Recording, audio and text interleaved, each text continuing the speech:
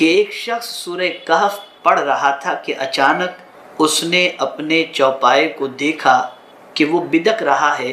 اور ایک بادل نمودار ہو رہا ہے۔ وہ رسول اللہ صلی اللہ علیہ وسلم کے پاس آیا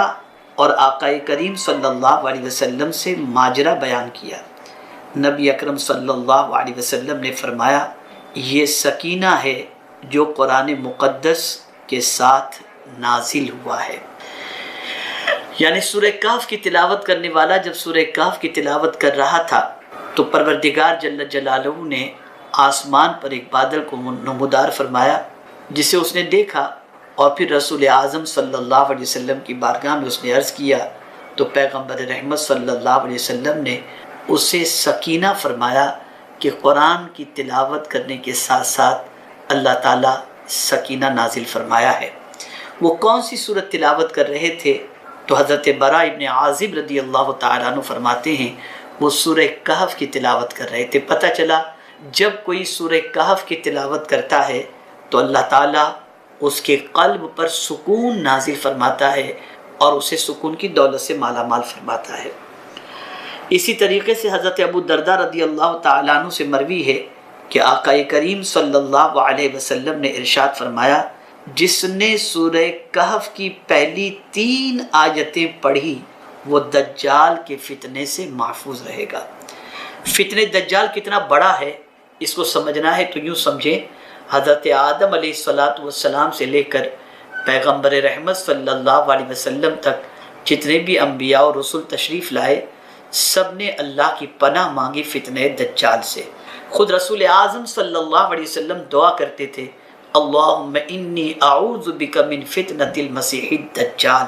میرے پیارے آقا صلی اللہ علیہ وسلم کے پیارے دیوانوں، یہ بہت بڑا فتنہ ہے، بہت بڑی آزمائش ہے دجال کے سلسلے میں، یعنی دجال کی آزمائش بہت بڑی آزمائش ہے۔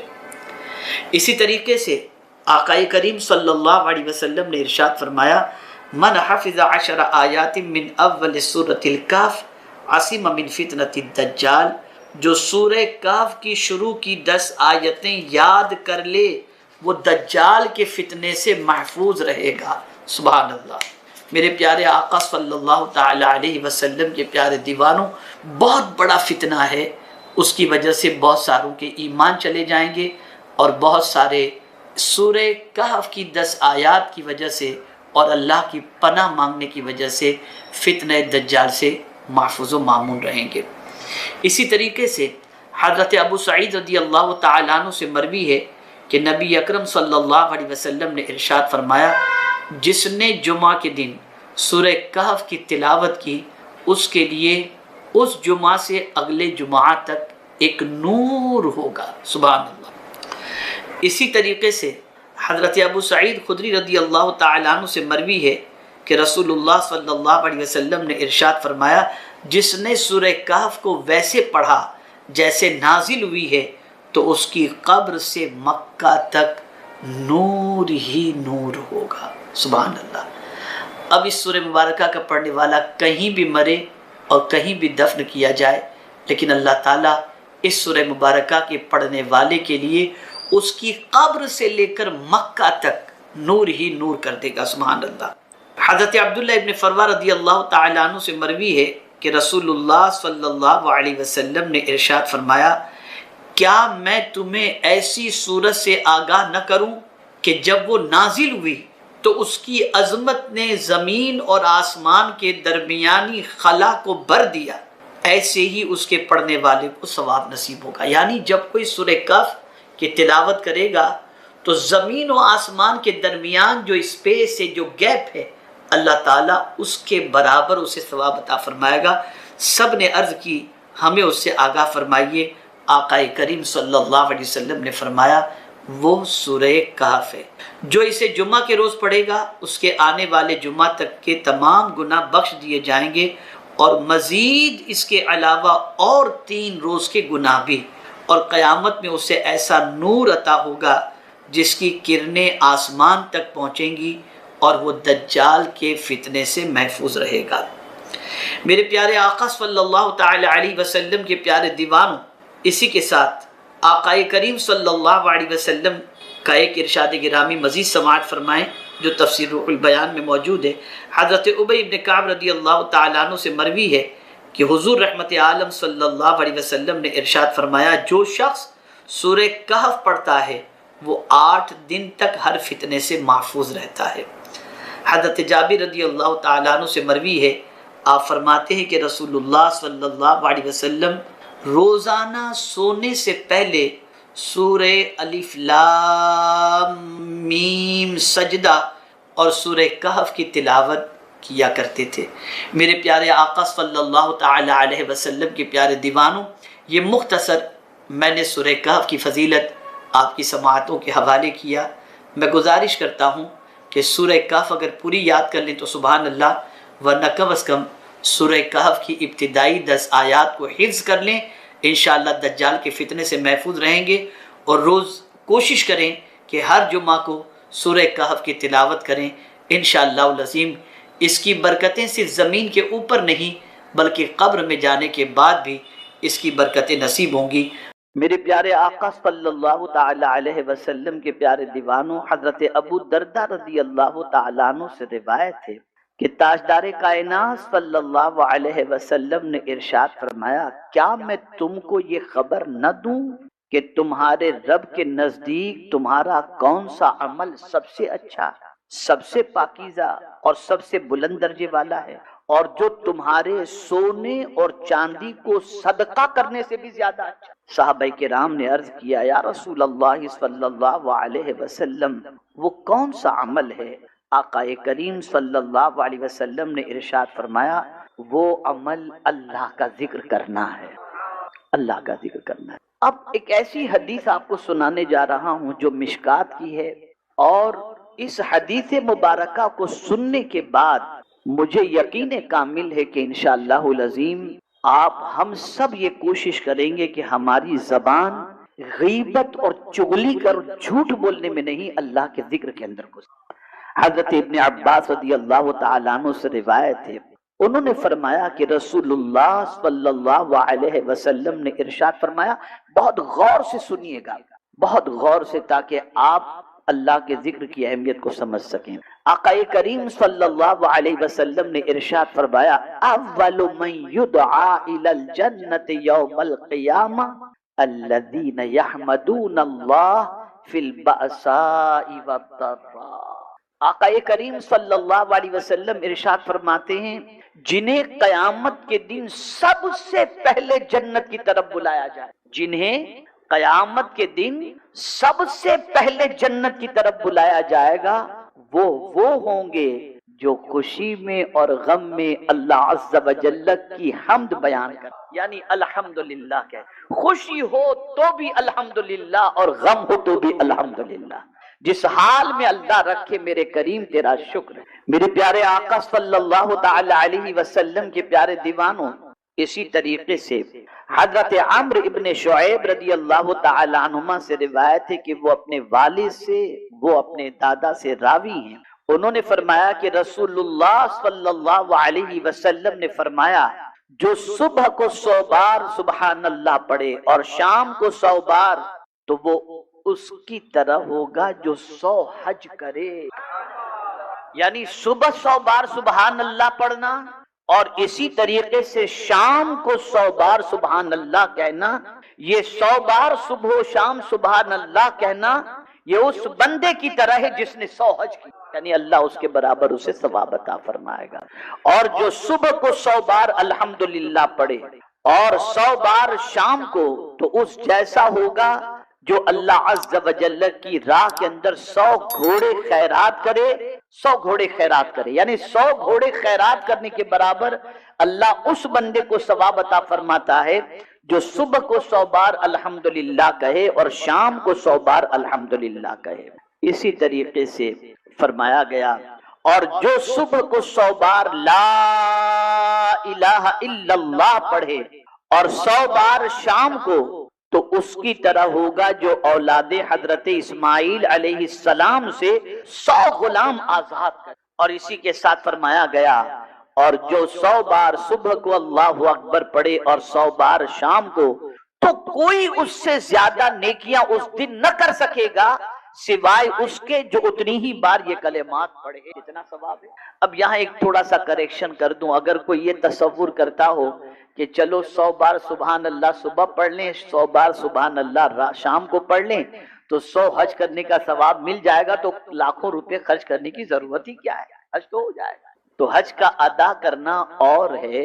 اور ثواب کا ملنا اور ہے۔ جیسے مثال کے طور پر کوئی ڈاکٹر نے آپ سے کہہ دیا، کسی طبیب نے آپ سے کہہ دیا کہ یار صبح کو آپ 4 منقع کھا لو، 5 منقع کھا لو یا 5 بادام کھا لو،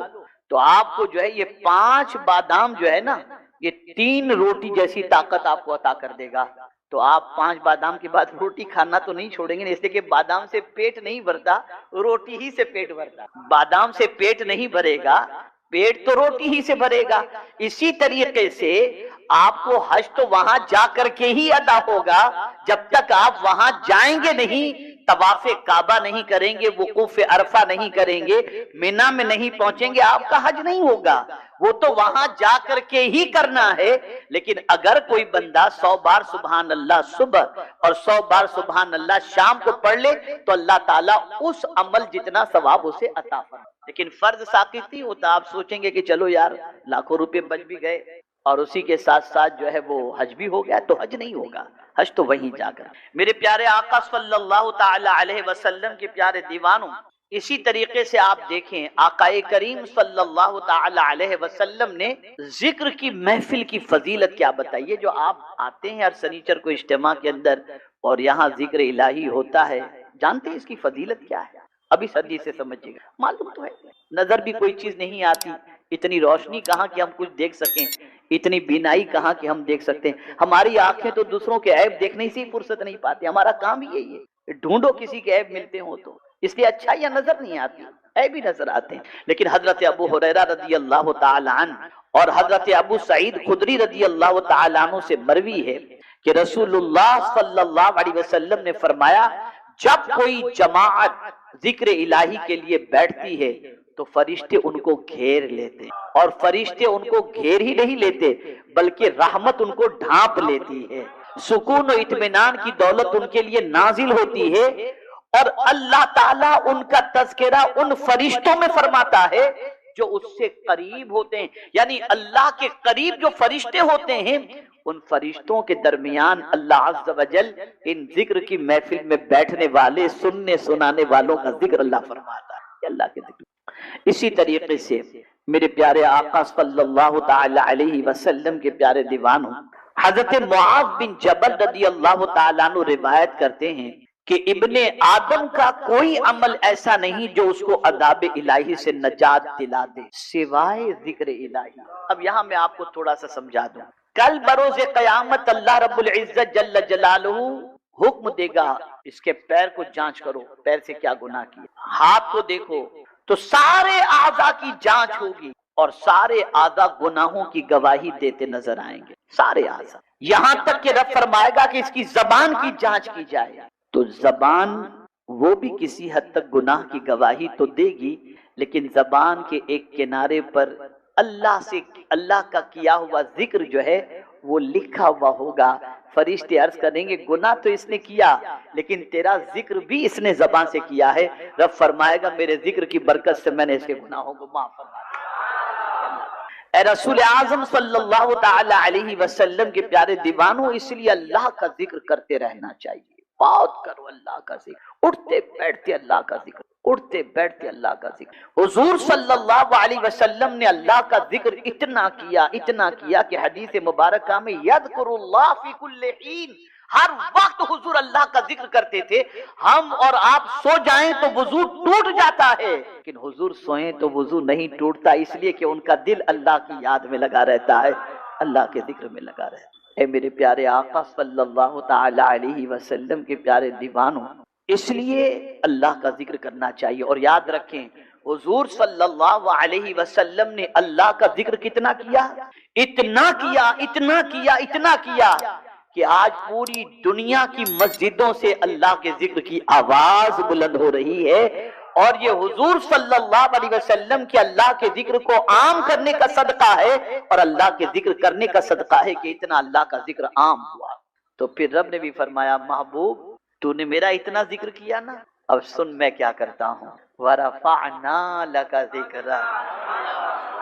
تو نے میرا اتنا ذکر کیا، اب میں تیرے ذکر کو بلند کرتا ہوں، جہاں جہاں میرا نام لیا جائے گا وہاں وہاں تیرا نام بھی لیا جائے گا۔ کلمے میں اللہ کے ذکر کے ساتھ حضور کا نام، کلمہ شہادت میں اللہ کے ذکر کے ساتھ حضور کا ذکر، اذان کے اندر اللہ کے ذکر کے ساتھ حضور کا ذکر، نماز میں اللہ عز و جل کے ذکر کے ساتھ حضور صلی اللہ علیہ وسلم پر درود۔ آپ یہ سب دیکھیں، یہ اس لیے یہاں سے ایک ذہن ملا، جو اللہ کا ذکر کرتا ہے اللہ اس کے ذکر کو بلند کر دیا کرتا ہے۔ میرے پیارے آقا صلی اللہ تعالی علیہ وسلم کے پیارے دیوانوں، اسی کے ساتھ ساتھ اور مزید سماعت فرمائیں، حضرت عبداللہ ابن بسر رضی اللہ تعالیٰ عنہ سے روایت ہے کہ ایک شخص رسول اللہ صلی اللہ علیہ وسلم کی بارگاہ میں حاضر ہوا اور عرض کیا، یا رسول اللہ صلی اللہ تعالی علیہ وسلم، اسلام کے مجھ پر بہت سے احکام ہیں، آپ مجھے ایسی بات بتا دیں جس پر میں تکیہ کروں۔ تکیہ کے معنی بھروسہ، تکیہ کے معنی کیا ہوتا ہے؟ بھروسہ، جس پر میں بھروسہ کروں۔ تب رسول اللہ صلی اللہ علیہ وسلم نے فرمایا، تمہاری زبان اللہ تعالیٰ کی یاد میں ہمیشہ تر رہے، یعنی یہ ایسی چیز ہے کہ اگر تمہاری زبان اللہ کی یاد میں، اللہ کے ذکر کے اندر ہمیشہ تر رہتی ہے تو تمہیں اللہ سے یہ بھروسہ کرنا چاہیے کہ اللہ تعالیٰ تمہاری نجات فرما دے۔ میرے پیارے آقا صلی اللہ علیہ وسلم کے پیارے دیوانوں، اب جو حدیث سنانے جا رہا ہوں یہ بخاری شریف، اور میں سمجھتا ہوں اس حدیث کو سننے کے بعد یقیناً آپ کے دل میں اللہ کے ذکر کی تڑپ بھی پیدا ہوگی اور اللہ کی یاد کی تڑپ بھی پیدا ہوگی۔ حضرت ابو ہریرہ رضی اللہ تعالیٰ عنہ روایت کرتے ہیں کہ تاجدار کائنات صلی اللہ علیہ وسلم نے فرمایا، سبحان اللہ، ایک بار کہہ دیا سبحان اللہ، جب بندہ ذکر الہی کے لیے اپنے ہونٹوں کو ہلاتا ہے، جب بندہ ذکر الہی کے لیے اپنے ہونٹوں کو ہلاتا ہے اور ذکر کرتا ہے تو اللہ تعالیٰ اس کے ساتھ ہوتا ہے، یعنی اس بندے کے ساتھ اللہ کی رحمت ہو۔ ادھر ہم نے کہا لا الہ الا اللہ محمد الرسول اللہ صلی اللہ علیہ وسلم، تو گویا اللہ عز و جل کی معیت، اس کی رحمت، اس کے کرم کے ساتھ ہمارے ساتھ ہو جایا کرتی ہے۔ اب میں آپ سے پوچھنا چاہتا ہوں، میرے پیارے آقا صلی اللہ تعالی علیہ وسلم کے پیارے دیوانوں، ہم ہمیشہ چاہتے ہیں یہ ساتھ رہے، وہ ساتھ رہے، فلاں ساتھ رہے، فلاں ساتھ نہ رہے۔ جنگل میں چلے گئے کوئی ساتھ نہیں، بیابان میں چلے گئے کوئی ساتھ نہیں، بہت سارے ایسے سفر ہوتے ہیں جس میں انسان تنہا ہوتا ہے، بلکہ یوں سمجھ لیں کہ قبر میں گئے تو تنہا گئے، کوئی ساتھ نہیں۔ لیکن اگر کوئی اللہ کے ذکر سے اپنی زبان کو تر رکھتا ہے اور اپنے ہونٹوں کو اللہ کے ذکر کے لیے ہلاتا ہے اور اللہ کا ذکر کرتا ہے تو اللہ کی معیت، اس کی رحمت ہمارے ساتھ ہوا کرتی ہے، اس کا کرم ہمارے ساتھ ہوا کرتا ہے۔ اب اس کو میں قرآن کی روشنی میں، میدان جنگ ہے اور جنگ کے میدان کے اندر بظاہر ہمارے پاس اسباب کی قلت ہے اور ایسا محسوس ہوتا ہے کہ ابھی ہم شکست کھا جائیں گے اور کامیابی ہم سے منہ موڑ لے گی،